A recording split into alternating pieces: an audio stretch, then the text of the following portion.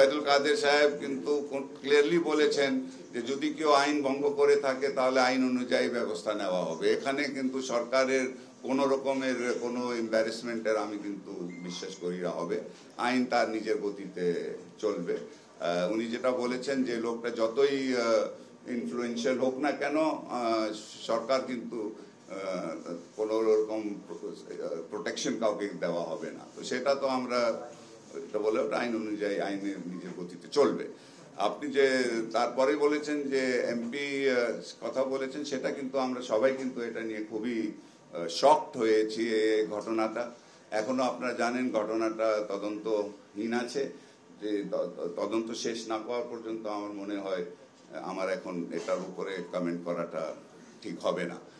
এবং আপনি যে কথাটা বলেছেন ইলেকশনের পরে না বাজেটের পরে, তো এটা তো আমি এখন আপনাকে, এটা তো হাইপোথেটিক্যাল কোয়েশ্চেন। বাজেট কি হবে, বাজেটের পরে কি হবে, আমরা সুস্থ থাকবে না অসুস্থ থাকবো, সেটা তো বাজেট দেখার পরে আমি উত্তর দিতে পারবো। তার আগে তো না, এটা জাতীয় কমিটির, আজকে এই কমিটি তো কোনো এটা ডিউটি ওর নাই, এটা আমাদের রেফারেন্সে নাই, এটা নিয়ে কোনো আলোচনা হয় নাই। কিন্তু আপনি যেহেতু বলেছেন আমি বলে দিচ্ছি, এটা একটা ভুল ধারণা। আমরা কিন্তু কোনো সময় আমরা বলি নাই যে কারখানাটা অলরেডি আছে ইকোনমিক জোনের, মানে আপনার বিশেষ অর্থনৈতিক অঞ্চলের বাইরে, তাদেরকে বন্ধ করে দেওয়া হবে, এটা কেউ বলে নাই।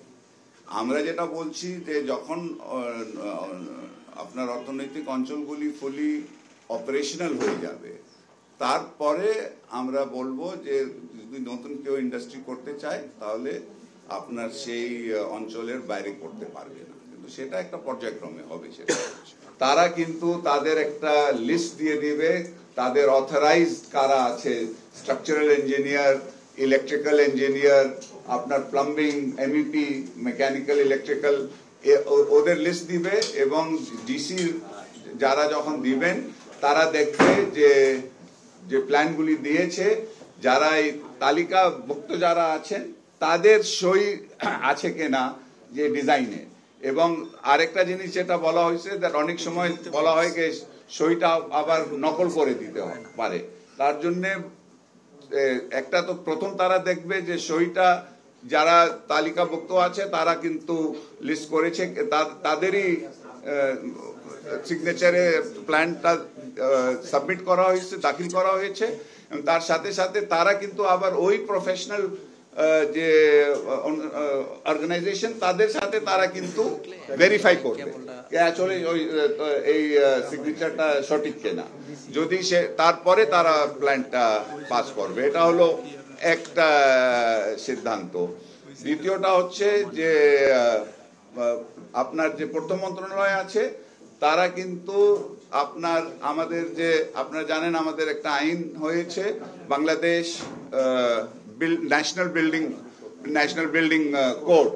এই বিএনবিসির আইনের আরেকটা জিনিস আছে, দ্যাট ওখানে আমাদেরকে একটা অথরিটি করার কথা, Bangladesh building regulatory authority, BBRA।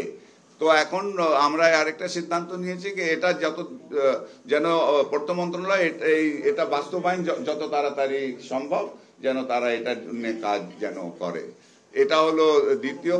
তৃতীয় আমরা যেটা নিয়েছি, দ্যাট আপনারা জানেন ইতিমধ্যে আমরা 10,000 মানে আমরা 3 ফেজে আমরা কিন্তু সারা বাংলাদেশে মিল কারখানাটা আমরা কলকারখানাগুলি আমরা কিন্তু পরিদর্শনটা করেছি।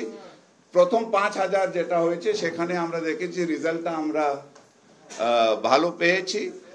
ওদেরকে ওটা করার পরে ওদেরকে আমরা কারেক্টিভ অ্যাকশন প্ল্যান জানানো হয়েছিল যে তোমাদের এই ত্রুটি আছে, এই ত্রুটিগুলিকে তোমাদেরকে ঠিক করার জন্য তোমাদেরকে সময় দেওয়া হইলো সেফটির ব্যাপারে।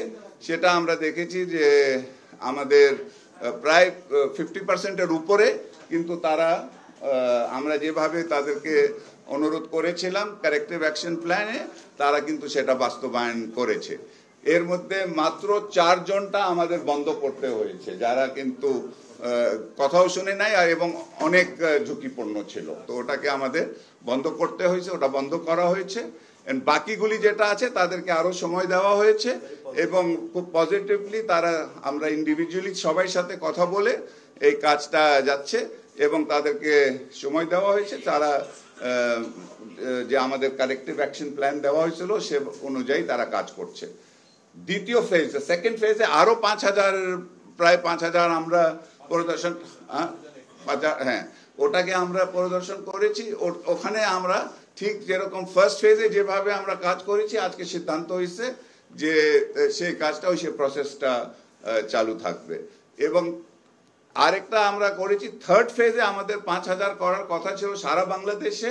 আমরা এখন আজকে সিদ্ধান্ত নিয়েছি এটা সারা বাংলাদেশে না করে আমরা 16টা জেলা, যেখানে শ্রমগণ যেগুলি এলাকা আছে, এই 16টা, হ্যাঁ যেখানে আপনার কলকারখানার সংখ্যাটা বেশি, সেগুলি আমরা কিন্তু পরিদর্শন করব। ওটা হলো থার্ড ফেজে আমরা কন্টিনিউ। তো সে কাজটা যেটা ছিল সেটা আমাদের চলমান আছে, ওটা চলতে থাকবে।